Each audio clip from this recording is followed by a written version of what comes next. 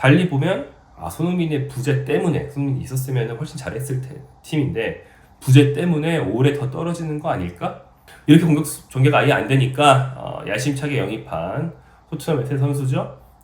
프리미어리그 최고의 드리블러 중에 한 명이라고 해서 토트넘이 억만금을 주고 영입한 이 모하메드 쿠두스의 기량, 사실 많이 확인하기 힘들었습니다.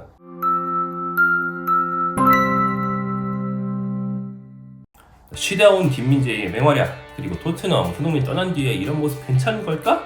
기대와 우려가 공존하는 두 팀의 친선 경기 리뷰해 보겠습니다. 안녕하세요. 풋볼리스트에서 손흥민 선수 또 김민재 선수 소식을 많이 전해드려 온 빡빡이 기자 김정용 기자입니다. 이번 경기는 한국 시간 8일 새벽 독일 미넨의 알리안츠 아레나에서 열린 프리시즌 친선 대회 텔레콤컵이었는데요. 이름만 붙었지 친선 경기입니다. 그런데 이제 바이에른 뮌헨과 토트넘의 경기이기 때문에 원래는 코리안 더비를 예상하고 저희가 중점적으로 다루려고 이제 예정을 하고 있었죠. 근데 아시다시피 경기 직전에 손흥민 선수의 LAFC 이적 발표가 나면서 손흥민 선수는 한국에서 열렸던 그 쿠팡 플레이 시리즈 경기가 고별전이 됐고요. 포스트 손흥민, 지난 10년 동안 팀을 지탱해온 손흥민 없이 이 팀이 어떻게 앞으로 헤쳐나가야 하는가를 알려준 첫 번째 경기라는 점에서 상당히 좀 관심이 갔습니다. 그리고 한국 선수가 토트넘에서는 빠졌지만 대신에 김민재가 바이에른에 있기도 해서 여러모로 한번 볼만한 경기였는데요. 결과는 이렇게 기대하신 분이 있을까요? 제 생각보다는 훨씬 많은 점수가 났습니다. 바이에른 뮌헨이 토트넘에 4대 0으로 완승을 거뒀습니다. 이 경기는 토트넘 입장에서 보면 프리시즌 투어 이후에 프리시즌을 마무리하는 그런 경기였어요. 아시아 투어를 쭉 돌고 한국에서도 경기하고 돌아간 토트넘이 강팀 바이에른과의 한 경기로 이제 프리시즌을 마무리하고, 이따 말씀드리겠지만 앞으로 실전입니다. 실전에 돌입하는 그런 경기고요. 바이에른 스케줄이 완전 달랐습니다. 왜냐면 클럽 월드컵에 나왔기 때문이죠. 지난 시즌 끝나고 나서 클럽 월드컵에 나간 팀들은 시즌이 짧게는 보름이 뭡니까? 그 사이에 대기 시간 생각하면 짧게는 한 달, 길게는 한 달 반이 연장되는 셈이었기 때문에 프리시즌을 이후에 휴가를 조금이라도 주려면 그 뒤에 이번 시즌 앞둔 프리시즌 훈련을 줄여야 됐어요. 그래서 바이에른 뮌헨이 뒤늦게 소집을 했고 이번이 고작 두 번째 프리시즌 경기였다.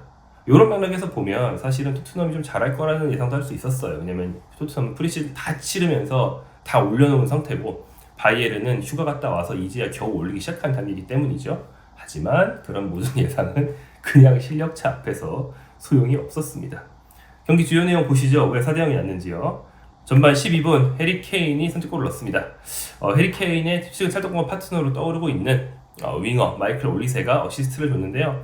올리세가 머리에서 찍어찬 로빙스루 혹은 얼리 크로스라고 할 수 있는 공을 케인이 절묘한 퍼스터치로 받으면서 판더펜을 제치고 잠깐 틈이 났을 때 왼발로 쏙 밀어넣는 케인다운 멋진 피니시가 나왔습니다. 다만 이때 오프사이드 같기는 했는데요. 사실 좀 미묘하게 조금 앞서 있는 수준이었고 VAR이 없었기 때문에 그대로 득점이 인정이 됐습니다. 단 2분 뒤 더 크게 점수차가 벌어질 뻔했습니다. 팔리냐가 페널티 지역 내에서의 태클로 스타니시치를 넘어뜨리면서 페널티킥을 헌납했거든요. 그런데 이걸 케인이 이렇게 45도 이상의 고각으로 날려버립니다. 홈런을 때려버렸죠. 바이에른에 있다가 와서 이제 사실 비공식 데뷔전을 치른 팔리냐 그리고 토트넘의 레전드인 케인 두 선수의 친정사랑 배틀, 누가 스파이인가? 내가 스파이인데 내가 엑스맨인데 거의 이런 재밌는 상황이 났고요. 이렇게 전반전이 마무리됩니다. 그리고 후반전 들어서 바이에른이 골을 많이 넣기 시작하는데요. 후반 16분 킹슬리 코만이 한 골 추가합니다. 바이에른 수비수인 라이머가 토트넘 수비수 제드 스펜스를 강하게 압박해서 공을 빼앗았어요. 옆으로 밀어준 공을 받은 코망이 그대로 왼발 가마차기를 통해서 득점합니다. 코망의 왼발 가마차기 쉽게 볼 수 없는데 실전에서는 하지. 친선 경기에서 하고 실전에서도 해주기 바랍니다. 자, 그리고 후반 22분에 김민재를 비롯한 교체 카드를 바이에른이 대거 쓰는데 이때 유망주들이 우르르 들어갔습니다. 그러면서 후반 29분에는 레나르트 칼, 모르실 거예요. 왜냐면 2008년생 바이에른 유망주이기 때문이죠. 이 선수가 멋진 왼발 가마차기 중거리 슛으로 득점을 합니다. 그 다음에 후반 35분 요나 후시아사레, 이 선수도 모르실 거예요. 2007년생이거든요. 이 선수가 토트넘이 이제 수비를 투닥투닥 하다가 뒤로 흘러나왔는데 이거를 잡지도 않고 퍼스터치를 논스톱으로 탁 찍어차서 골대 먼 쪽을 노리는 멋진 득점, 시각에 따라서 원더골이라도 볼 수 있는 그런 멋진 득점을 통해 마무리합니다. 이렇게 4골 차가 났고요. 경기의 이제 주요 스탯을 보면 슛 27대 7, 유효슛 8대 3, 빅찬스 4대 1, 점유율 58%대 42%.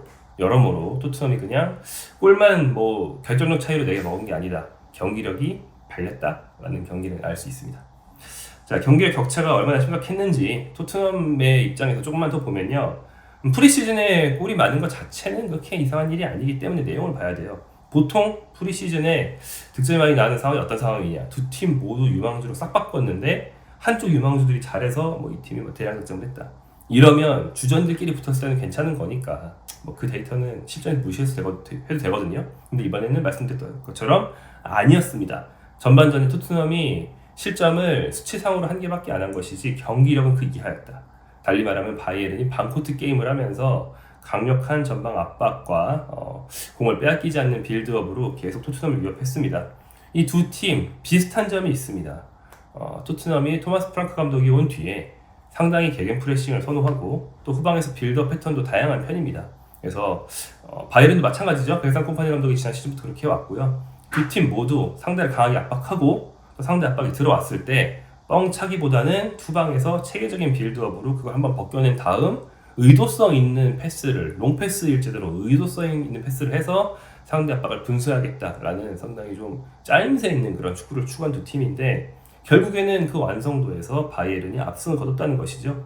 토트넘의 탈압박이 실패하고 걷어낸 공을 바이에른이 다시 따내고 심지어 아예 빌드업 과정에서 눈치를 봤다가 저 토트넘 지금 빌드업 좀 아니하게 하네 그래가지고 직접 압박을 막 가했을 때 토트넘이 빼앗기고 실적으로 직결되고 이런 상황들이 나왔습니다. 그러니까 강팀 상대로 버티려면 토트넘 입장에서는 결국 상대가 페널티 박스 안으로 들어올 때 중앙 수비수와 골키퍼들이 좀 버텨줄 필요가 있습니다. 비카리오는 선방을 꽤 했지만 수비수들이 버티질 못했다. 말씀드린 것처럼 판더펜이 첫 실점 상황에서 케인에게 벗겨지기도 했고요. 로메로 엄청 불안하더라고요. 로메로 뭐 렐로 카드도 받고 케인 못 막으니까 손으로 붙잡고 거친 플레이하고 막 이랬거든요. 그래서 이 주전 중앙 수비 듀오가 조금 아쉬워 보였다. 이렇게 공격 전개가 아예 안 되니까 야심차게 영입한 토트넘의 새 선수죠. 프리미어리그 최고의 드리블러 중에 한 명이라고 해서 토트넘이 억만금을 주고 영입한 이 모하메드 쿠두스의 기량 사실 많이 확인하기 힘들었습니다. 공을 줘야 드리블을 하죠 수준이었기 때문이죠. 그렇다면 쿠두스는 원래 영입했으니까 주전이고 손흥민의 대체자는 누구였는가? 이날은 브레넌 존슨이었어요. 존슨과 쿠두스가 측면에서 함께 이제 양쪽에서 호흡을 맞췄다고 볼 수도 있는데 다 알잖아요. 존슨은 손흥민 대체자가 될 수 없다는 거. 그러니까 존슨도 장점이 많은 선수지만 좀 마무리에 굉장히 특화되는 선수이기 때문에 공격 전개 과정에서 아예 팀이 공격 전개를 못하면 삭제될 수가 있습니다. 근데 이날은 좀 그런 위험성이 좀 드러난 그런 경기였습니다. 또한 공격형 미드필더가 영입 안 된 상황에서 파페 마타르 사르를 또 다시 공격형 미드필더로 써봤는데 사르가 이번 프리시즌 동안 득점을 많이 해주고 있지만 공격 전개는 역시 문제가 좀 있죠. 그래서 이날도 역시 밀리니까 안 된다. 10번 사야 되는 거 아닌가? 10번 영입 한번 실패했지만 다른 선수 빨리 찾아야 되는 거 아닌가라는 얘기가 나올 만한 그런 경기였습니다. 하필 손흥민 선수의 LAFC 이적 오피셜이 발표된 뒤에 24시간도 안 돼서 열린 경기였는데 그런데 이제 대패를 하면서 토트넘의 미래를 손흥민과 결부지어서 생각할 수밖에 없는데요. 이게 시각에 따라 달라요. 어떻게 보면 토트넘 이번 시즌 안 좋을 것 같은데 팀이 사이클이 떨어질 때 손흥민이 잘 간 건가? 그러니까 자기 손으로 트로피까지 들고 더 사이클이 떨어지기 전에 잘 떠난 건가? 현명했던 건가? 좀 노골적으로 얘기하면 손절 친 건가? 막 이렇게 생각하시는 분도 있을 수 있고요. 달리 보면 손흥민의 부재 때문에 손흥민이 있었으면 훨씬 잘했을 팀인데 부재 때문에 올해 더 떨어지는 거 아닐까? 그러니까 손흥민 선수가 지난 시즌에도 뭐 전력적으로 앞선 시즌들만큼 많은 비중을 차지하지 못했지만 나올 땐 잘했고 그 다음에 손흥민의 리더십 뭐 이런 무형의 가치까지 생각해 볼 때 이번 시즌 굉장히 부활을 누리면서 프랑크 선임과 몇몇 굵직한 영입들을 해냈는데 망하는 거 아니야? 이런 우려까지 들게 만드는 시각에 따라 좀 다를 수 있어요. 그런 다양한 시각으로 해석할 수 있는 경기였습니다. 어떻게 봐야 될지 아직은 좀 아리송하고요. 실전을 좀 봐야 될 것 같네요. 그런데 그 실전이 좀 일찍 다가온다는 게 토트넘 입장에서는 좀 안 좋겠죠. 원래 감독이 바뀌면 경기력 안정에 시간이 걸리기 마련이고요. 사실 엔지 포스테코글루 감독과 토마스 프랑크 감독은 하는 말은 비슷한데 내용이 완전 다르기 때문에 둘의 스타일 차이가 커서 이제 축구를 입히는데 좀 걸릴 수 있다. 이해합니다. 그래서 저는 이럴 거라고 약간 예상하기도 했어요. 이제 빌드업 자리만 잡아놓고 야 용감하게 해 용기 이렇게 했던 NG 감독과 복잡하게 이 상황에서는 일로 가서 받고 저 상황에 절로 가서 받고 이렇게 해야 받을 수 있어 이걸 가르치는 프랑크 감독과는 좀 차이가 있죠.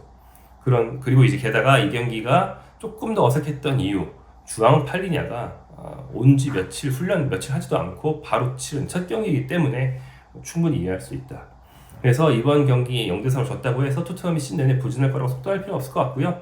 제가 이제 서울에서 직접 본 뉴캐슬과의 경기를 토대로 얘기해 보면 그날 경기가 시원하진 못했지만 뉴캐슬 역시 압박을 꽤 열심히 하는 팀인데 탈압박에 대한 어떤 의도성, 어떻게 패스를 전개 어떻게 탈압박할 것인지에 대한 어떤 약속 같은 거는 되어 있는 것으로 보였습니다. 중간중간 호흡이 안 맞고 수행이 안 되는 부분들이 있었지만 방향성은 분명히 있었다. 다만 문제는 그래서 프랑크 감독의 축구를 팀에 입히기 전에 벌써 단판 승부로 트로피가 걸려있는 경기를 치러야 한다는 것이죠. 바로 다음 주에 14일에 이탈리아 우디네에서 열리는 UEFA 슈퍼컵입니다. 파리 생제르맹을 상대하게 되는데요.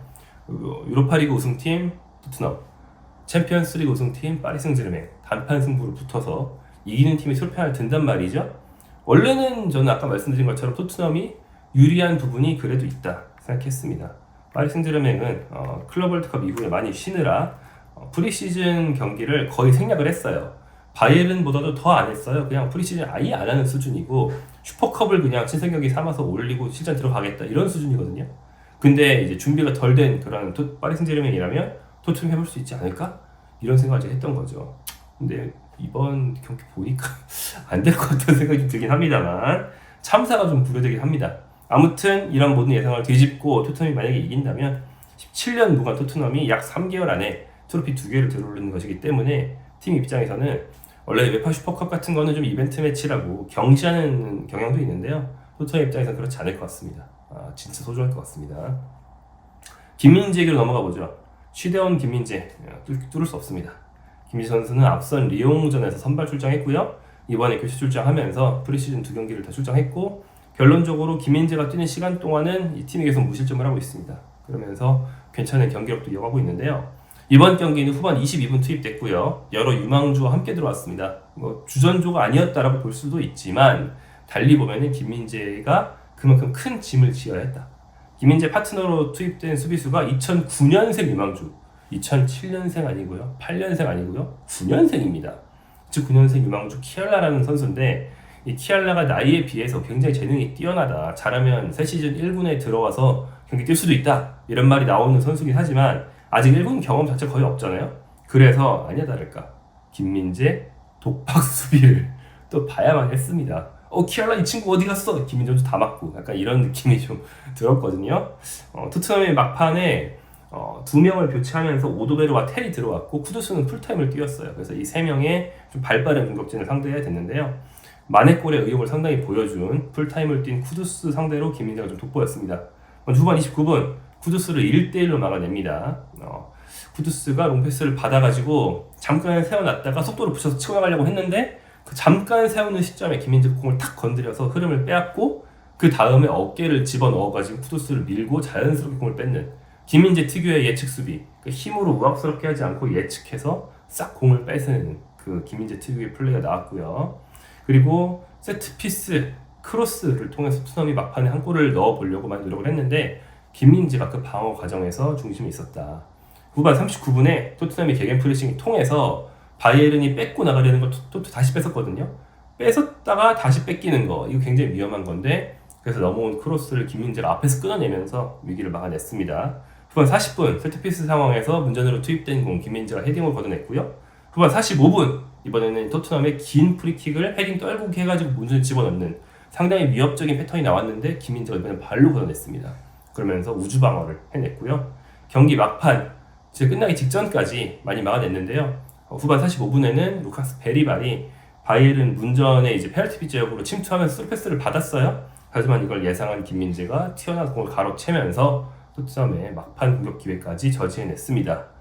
김민재 선수 새 시즌 주전 경쟁에 대해서 나쁘지 않은 모습이고요. 아마 우파메카노, 요나탄 타, 김민재 이제 원래 있던 우파 김민재 듀오의 새로 영입된 타까지 3명이 돌아가면서 잘 뛰지 않을까 생각해요. 지난 시즌 우리가 많이 봤지만 김민재 선수는 사상 최초로 B클럽에서 뛰는 한국인인데 감독이 좀 덜 쏟았으면 좋겠다 싶은 선수이기 때문에 로테이션 시스템 오히려 나쁘지 않다. 혹서보다 훨씬 낫다. 이런 생각이 듭니다.